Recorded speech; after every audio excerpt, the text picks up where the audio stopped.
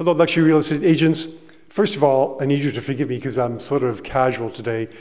It is the weekend and I'm standing in my garage. This is my garage where I keep all my bicycles. And as you know, if you follow me on Facebook, and you should, I really like bikes. In fact, I try to ride at least once a day. The thing I like about bikes, aside from bringing back the childhood memories of freedom and wind and sun on your face, is the fact that they're the greatest examples of leveraging human exertion and converting it to forward motion. I can think of no other machine that does a more effective job of converting human energy and effort into forward motion. It's the greatest example of human leverage that I can think of. And that's what I want to talk about here today, and that is leverage.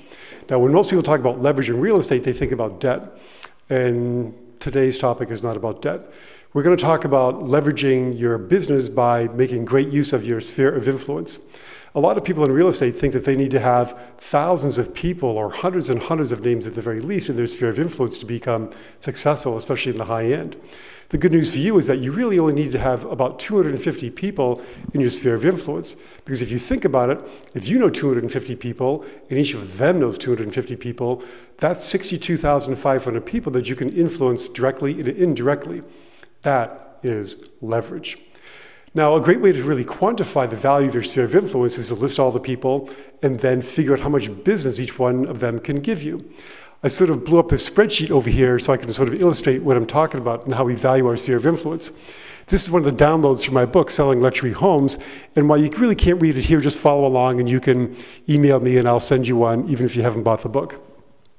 But basically, the first line here is the average sales price that I'm going to get from this person, either as a referral or a direct sale. And I just picked a round number of $1 million.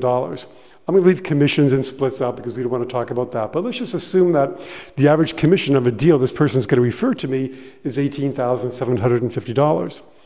Let's also assume that the number of times this person's going to buy or sell with me over the next 10 years is 3. And let's also assume that this person's going to give me, on average, 1 referral per year. What this means is that at the end of 10 years, this person is going to refer to me business worth $233,000 in commissions. That's about $24,000 per year in commissions from this one person. Now imagine, what if this person was sending me 2, 3, or 4 deals a year? Well, this number could easily go to $50,000 or $75,000 or even more. And if their average sales price of a deal they referred to me was more than $1 million, I mean, this number could go off the charts. And we've just talked about one person in your sphere. My advice to you is to fill out this form for at least 5 people in your sphere, just so you can sort of see the power of marketing to your sphere of influence. And then you can begin the process of classifying the people in your sphere into A's, B's, or C's. This person with 1 deal a year might be a B. A person who gives you 3 or 4 deals a year would obviously be an A.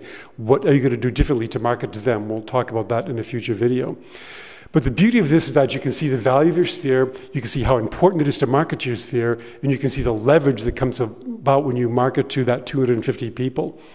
The other great benefit of this is that when you decide to call it quits, when you want to think about your exit strategy for me being a luxury real estate agent, when you can demonstrate a certain sum of money that comes on a continual basis each and every year from your sphere of influence, now you have something you can sell and create a great exit strategy for yourself. Anyway, we'll talk more about this marketing to your sphere in future videos. In the meantime, I'd love to hear from you as to how you're marketing to your sphere, how many people you have in your sphere, and other ideas you have for that type of marketing. Again, if you want to get a copy of this download, just send me an email, jack@jackcotton.com, and I'll send you one. In the meantime, we'll see you next time.